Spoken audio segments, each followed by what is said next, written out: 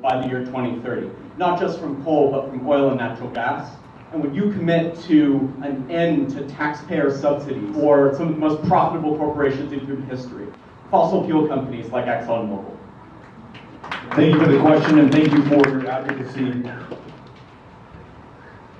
So, we have to do everything within our power to get to, and I'm just going to introduce one new phrase that changes yours, but I'm happy to get your feedback on it, to net zero emissions by 2030, or as close to 2030 as we possibly can. Again, there's not much debate around this. Another degree Celsius, and some scientists say another half a degree Celsius, and the scientific term is we are screwed. And more importantly, those who follow us, succeed us in these places and on this planet, they're going to have a much tougher time of life. And in some cases, that life may not be viable in some places, right?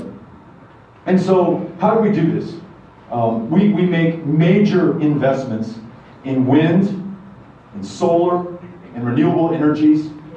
We increase the amount of biomass that we use for fuel to replace gasoline and petrochemicals.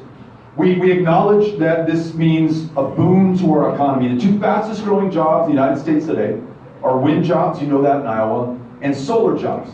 Let's make sure that the benefits of this economy accrue to everyone, because we know disproportionately that pollution and the effects of climate change today, by and large, are borne by lower income communities and far too often communities of color. So those jobs that come with a new green economy should be shared widely, and perhaps especially with those who've been locked out of economic growth and success. Then, I mentioned earlier, we're going to have to take a global leadership role. I believe, and you may know the number, China has like 4 times the coal-fired plants that we do here in the United States. So if every single American did everything that they could, and we had 0 emissions tomorrow in the United States, we would still not meet the global target for less than 1 degree warming of climate change. We're going to need the world to come together. And I think the United States is the one country that can convene the world together, but we will have to lead by example in order to do it. Last idea, and this comes from Iowa, maybe the best idea, is to enlist these rural communities and these farmers in another way to ensure that their farms are profitable, that they don't have to subdivide them and turn them into housing. They can pass them on to the next generation by allowing them, because they want to, do their part to combat climate change. And this is where net zero comes in. Because we can capture more of the carbon in the air